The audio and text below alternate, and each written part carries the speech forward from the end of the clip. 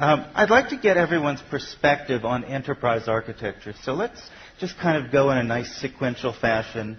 Ulrich, what is your perspective on enterprise architecture, and maybe enterprise architecture and how it works with agility? Okay. I think enterprise architecture, very importantly, is a process. And we've been hearing a lot about enterprise architecture initiative, enterprise architecture program. I think it is very important you start off with this understanding. It is a process. It is there for continuity. It is there for sustainability. It is not something that you just do ad hoc. You need to actually bring this into the organization, and you need the organization to be aligned behind this process and to pick up the methodology that is suitable to actually carry this process in a day-to-day operation. So it's really a process that is ongoing and helps enable agility. Absolutely. Okay. Peter. Yeah, from my perspective, enterprise architecture is part of the business. It has to be part of the business because today we are driven more and more by mergers, by post-mergers integrations, and for that we heard it before, it's part of the human enterprise. And for that it's really, really needed. Okay, interesting. So you think it plays a critical role in the integration of mergers, acquisitions? Definitely. Wonderful. Manfred, the question again, how do you view enterprise architecture and maybe in the context of how it helps with agility or vice versa? Agility is something the business demands. And from the IT side, we started to answer with services. And we tried to provide agility via services, and we figured out that it doesn't work. So the enterprise architecture is the umbrella under which the services need to grow up. And therefore, we established an enterprise architecture team with responsibility for processes and the more IT-like architecture. Now, that sounds like a really key point. It sounds to me like service-oriented architecture has this sort of promise of agility, but in and of itself, without some sort of coordination and governance, you have a possibility of replacing your old legacy with a new legacy. Yeah, it's not enough just to tell a group of programmers to build some services. That will end up like it ends up in the past. Okay, so EA it enabled the agility along with SOA. Yeah. Wonderful. Well, I'm glad to see that we're all in agreement about some of the key perspectives on enterprise architecture. Gartner, in fact, defines enterprise architecture as the process, right, of translating business vision and strategy, so we start with the business, into effective enterprise change. And if you like the agility term better than effective, then it's agile enterprise change. But enterprise architecture can't do that on its own. And one of the big shortcomings we see in a lot of EA programs is they don't integrate well with other parts of both IT as well as the business. So even things like traditional program management or strategy and planning functions, EA plugging into that, or the more modern BPM and SOA initiatives. So how have each of you worked in your EA process to ensure that you're well integrated into the other key drivers that enable agility in the enterprise? And maybe to keep it sequential, we'll start with Ulrich and see what you see in your client base. Sure. Peter, Manfred. Okay. I think integration is very important. Integration is part of making this process established in the organization. And at the same time, you don't want to get bogged down by integration, by just integrating everything that you can possibly integrate. And there's many things that make sense. Strategy, demand management, this whole demand to budget process, linkage into it, the project execution, and so on and so forth. But you need to really make sure that you tie the integration ends that make sense in accordance to the phase that you are at in your evolution along this enterprise architecture journey. And that may be different from organization to organization. Some may want to focus on tying in operational IT management processes because they've just gone through an ITIL type of process establishment. Others may want to start out with the strategy because they are in a critical period of strategic transformation of the business in and by itself. Yet others may want to start integrating into the budget process because they have specific problems in that area, and enterprise architecture is understood and identified as being instrumental in better controlling where do I want to focus my budgets in the many different areas that I have an option to spend money on. Okay, great. Peter? Yeah, I mean, from my perspective, it's for the whole IT management process. It have to get all together, and the key is to speak the business language. So the challenge to get business and IT aligned is how to identify a common language, what the business understands in both directions. And this is the key. So from our perspective, we came from the business capabilities to identify that and to measure it with the business, and then to get deep dive to the IT and architecture stuff. Okay. And this is a tough approach and the challenge. Okay, great. Great. And Manfred, for you? And let me come from the other side. The enterprise architecture at Deutsche Post Mail has its roots in the IT. And we tried to implement services and service-oriented landscape. We figured out that in several cases we were not successful because the thing is not done by implementing just some services. We figured out that these implementations are not successful because these implementations affect the business processes. A good example is the common customer database we established. It was easy to implement the database for all the customer data. It was difficult to find a group in the organization who was willing to take the responsibility for the quality of this data and to take responsibility for the maintenance processes on this data. That means to spend some people who work on this on a daily basis. So what we figured out is that enterprise architecture need to be interlinked with business processes and process architecture on one hand, to make sure that these things go hand in hand, and on the other side, to be synchronized with the priorities and the requirements of the business, we interlinked with the portfolio management process. So these are our two links outside the IT to make sure that we are well aligned with the others and that we speak the same language. So if I could maybe follow up to either tie it back or uncover what may be a disagreement here, I'm not sure which. Ulrich, you said that you have to start somewhere. Completely agree with that. But if you don't tie it all together, if you only do, let's say, the business planning and strategy and if EA focus on that, and you don't make sure that your operations group can handle what you've designed to deliver for the business, there's going to be a problem, is what I hear to some degree. Sure. And I also hear that while you want to make sure that the business drives what gets built, I hear from Manfred that the business has to change too. EA is about changing the business as much as it is about changing IT. So is there agreement here or disagreement here? I want to make sure we're on the same page. I think I absolutely agree to that statement. And I think you need to have that vision that you will ultimately have to embrace all these loose ends that we discussed here. It is just good business practice to not start with a big bang, but to start in a controlled rollout process.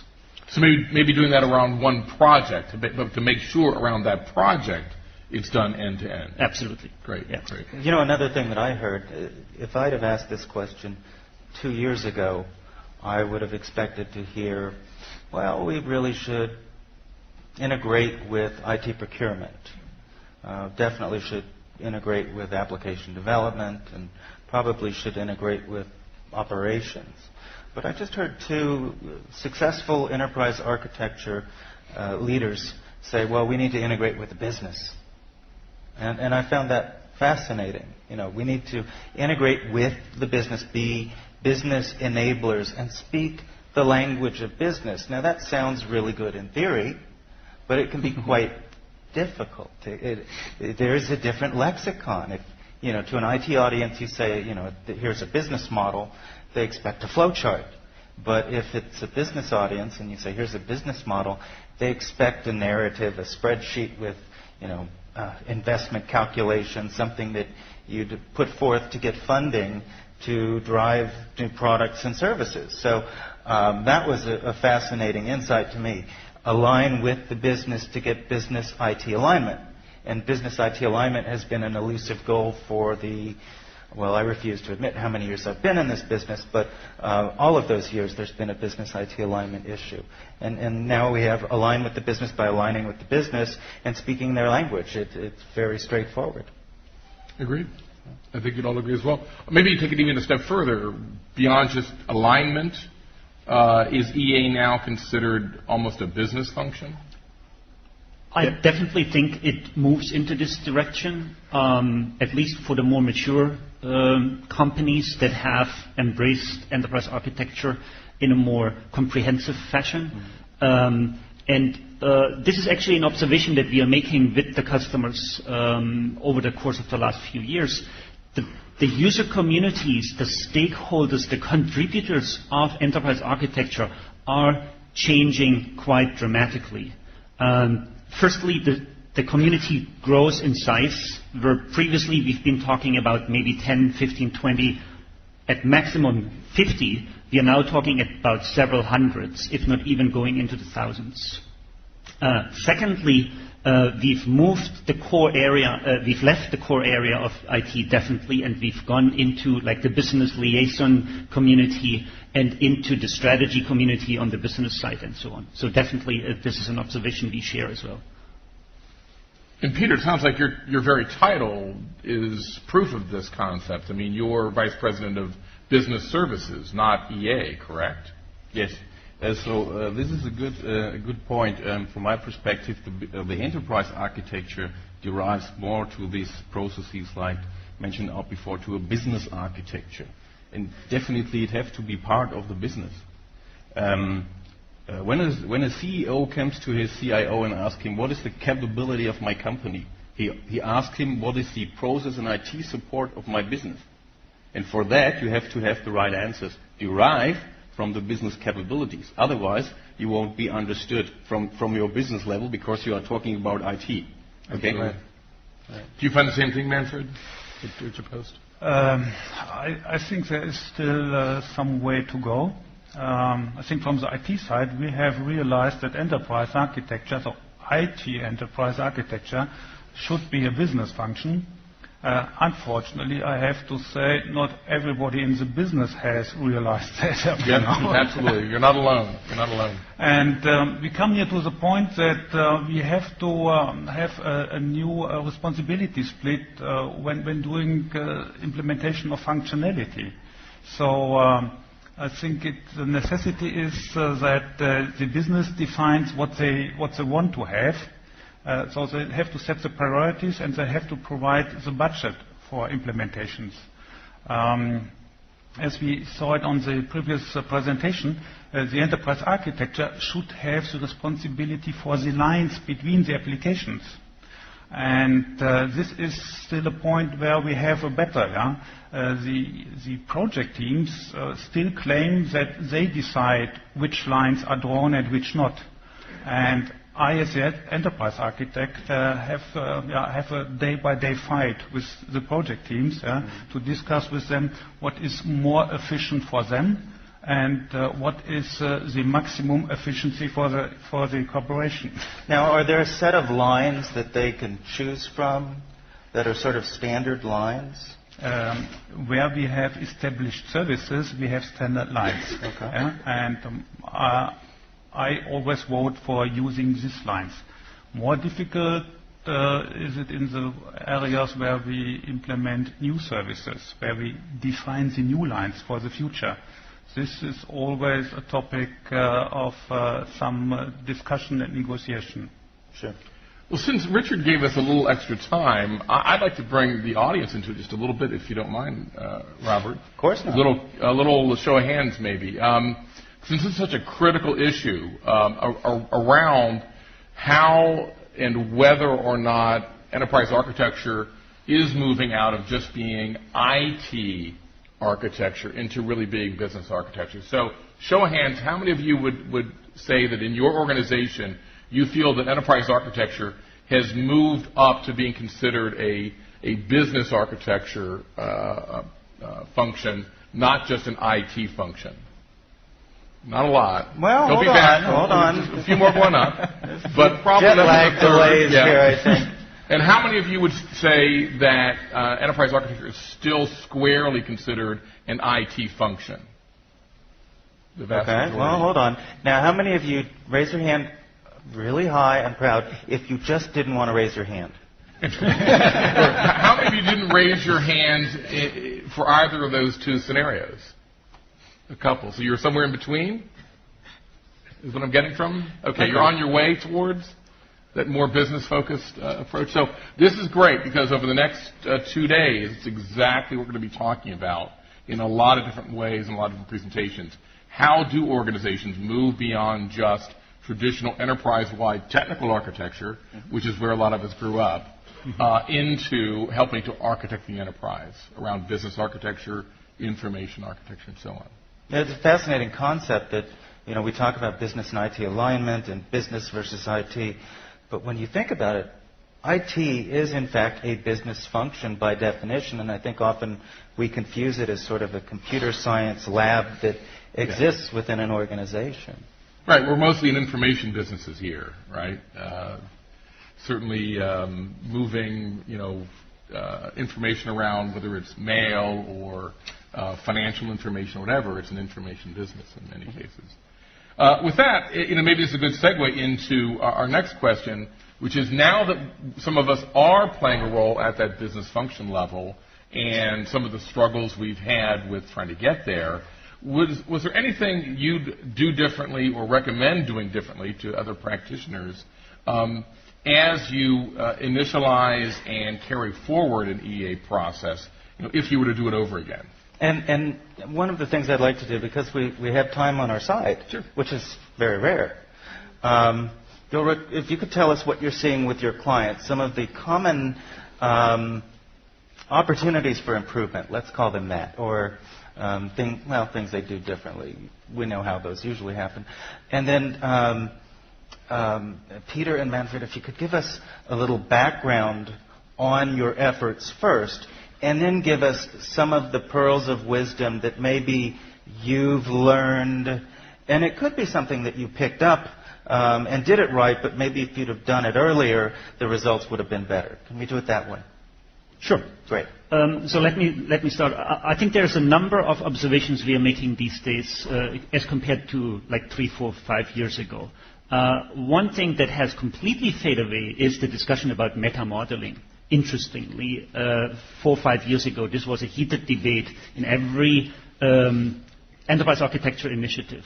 Secondly, customers approach this problem as a problem of process right from the beginning. It is not anymore that they discover that this ad hoc kind of campaign type of activity isn't solving the problem into the future. So they have made this learning in the past and they creatively apply this now. They are now looking for methodology. And they're actually looking for outside help to establish this methodology because they understand they aren't necessarily experts in this type of skill. And they want to see how that methodology can be tailored and can be fit into the cultural circumstances of the organization and how that can actually work in the liaison between this very disparate parts of the organization that have to be brought to the table here. Now, a couple of questions on the two comments. First of all, one's more of a comment, the meta-modeling thing. I almost wanted to jump up and down and start clapping. I just didn't know the audience response on that type of behavior. But I think we went a little insane with the fixation on meta-modeling and meta-meta-modeling, which I found, while I could understand it, thoroughly confusing. And counterproductive, but the other notion is on methodology. And I've had a fair amount of experience with methodology, having authored methodologies, and I know that they can serve as marvelous frameworks for, and framework, I mean that in a generic sense, marvelous frameworks for solving problems or building things or getting things done, but they can also completely destroy the efforts to doing something if people take them too seriously, don't take them pragmatically, follow them as though they're a cookbook. Do you see anything that is a sign that this time when we look at methods and approaches, we're going to do it a little differently and do it with pragmatism and really think things through? Absolutely. I think this is another observation that we share from our customer base, that you want to focus on specific problems and you want to solve these problems. And these are problems that matter to people, hopefully, outside the IT. Not in all cases, but in many of the good cases, the problem actually is of relevance to people outside the IT organization in the business domain. And that is, as we have learned from Richard's presentation as well, this is a first milestone to being successful in establishing enterprise architecture in the organization. Okay, great. Peter? Yeah. So in my environment, in my business environment, we find out a typical thing from my perspective. You have the business and the strategy guys on one side, you have the process and IT architecture guys on the other, and the demand guys. Everyone is working for himself. So you've got three separate groups. You've got the strategists, yes, sort of the big picture thinkers who Definitely. come up with the things of the future. But you also have the process and IT guys together in another group. Yeah. And then the third group was The demand guys. The demand guys. Now translate demand for me. Is that like have a demand portfolio from the management? business to transform it in projects, to have the IT environment in place. But I think this model is really similar to a normal enterprise. This means everyone is doing his job quite well, but in his own area. And when you're starting projects, then the problems begin because they have to fit together. They have to speak their own language.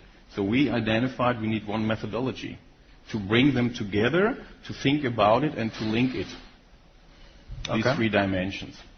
And so we generate one methodology to talk to the business guys, because we make a test with them. We said, hey, please give us for the next year, for our IT perspective, your wish list. Okay, and they give us several hundred demands. 700. 700 demands. And we said, hey, you understood right.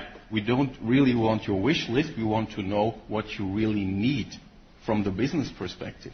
And this is the other dimension. So you're coming in a structured customer dialogue with your customer and said, hey guys, don't told me that you need in the SAP system this and this function, but told me what is your request to empower your business. And now you are in a totally different dialogue with your business guys, and then they are starting, what are my requests? This is a good question. So this means you have to learn, you have to learn you with your business to formulate real requirements. Yeah? And this is another changing process you have to go through. And then link these three dimensions from the business strategy derived, how we transport it to the process and IT stuff, how it will be influenced by the demands deriving from our business units. Okay, so one of the lessons that I got out of that, and I think I'm going to apply this at home with my children, is distinction between need versus want. Yes, Yeah, you got it. especially around the holidays, because every commercial, a new toy, I want that, I want that, I want that. And actually, that's not terribly dissimilar from business people when it comes time for funding or for putting projects into the queue for funding. So that's one of the lessons learned. So if you would make that distinction earlier, a need versus a want, or a capability to empower your business versus a nice to have that unnecessary. Yeah. Were there any others? Was that the big one? I mean, there are a lot of others, but in my experience, this is really the key. The key is to bring up the customer in a structured customer dialogue, to follow him, to document it, also to visualize it. Oh, here, look, this is what you mentioned to me where you are today, and this is your business strategy, so this means where you have to go tomorrow. And now you have automatically prioritized his needs, not what he wants. And then you can fit directly his demands on that and guide him. Now, this is good because later on I'm going to be doing a presentation on model-driven architecture and talking about really fun stuff like general-purpose languages versus domain-specific languages. Half the audience just went, But the notion of visualization, of explaining in business terms so that people can see what they're really talking about. That to me implies that you used models or pictures or techniques to really bridge the gap between the way IT speaks and the way business speaks. And that was one of the things that really empowered people to understand the difference between a need and a want. Yes. So a good example is when you came to the business and said, hey, please show me how many portals we have. So I make an analyst. We have 16 portals in our business environment. What does it mean? Oh, this means you have near 60% of functional overlap. This means you have spent out money throughout the windows or burning out of the heat. We have to change that. Focus on that, what is really needed to empower the business and get out of the thing, oh, I have seen a tool. I think this could be quite nice to support me. Okay, so you also did a little bit of what one might call application or asset portfolio management. Definitely. To say, look, we've got, I saw this in one of the case studies I documented where they had 16 CRM systems, 9 of which were Siebel, and then another 9 projects being requested for CRM systems. So when you show them that and they see the irony, it allows you to reframe things and say, well, let's see what we really need. So. And the thing it's an experience. So the first time when you show the business how many functions they have in the last years developed due to their demands, they are very blah. Okay. Because they didn't have seen it before. They did not think in over the last 10 years we had demands and this had produced overlap of functionality. And this is also a task from the enterprise architecture perspective to show the business the mirror. Okay, here, look at this. This is how you look today. Okay. And now let's talk about how we can exchange you to follow your business strategy to be tomorrow in the other shape. I always realize that the business thinks in cubicles. Yeah. So within the cubicle, they do not have these overlaps. Yeah? Yes. But they all together, they invent the wheel again and again. Yeah, it's interesting because the inventor of the cubicle came out recently and apologized for this horrific mistake. Oh, maybe we can segue into Manfred and tell us a little bit about what you did and lessons learned. Lessons learned. Sorry, carry on. No, that's okay. I just wanted to get close to you guys. Sit on Uncle Bob's lap. Come on. Well, I want to let Manfred have the floor for a minute or two to follow up on doing differently EA, and then Brian, if you wanted to jump in. Yeah, so as I already said, we entered enterprise architecture bottom up. So sometimes we realize that it doesn't work without an enterprise architecture. And I was in the role that I was heading the enterprise architecture group, as a group that got this responsibility. What I figured out rather soon, that we are in the middle of everything. So we have problems with everybody, yeah? Or opportunities. Yeah, that's the next step. But to see it this way, no problems. We first had to identify who are the players in this game, and we had to identify what stakes are in there and what can our deliverables be. So what is our added value? And this with respect to every unit that has somehow relationship with enterprise architecture. And for us it was obvious that the IT folks are somebody we have to deal with. We also learned then that the strategists, the budget folks, and of course the business is involved there. And the challenge for us was to develop the right means and the right visualization to talk with these people. And in this area, I think we spent a lot of time and money to learn how to address all these aspects and to bring it in a language that that enables us to discuss on a peer-to-peer level.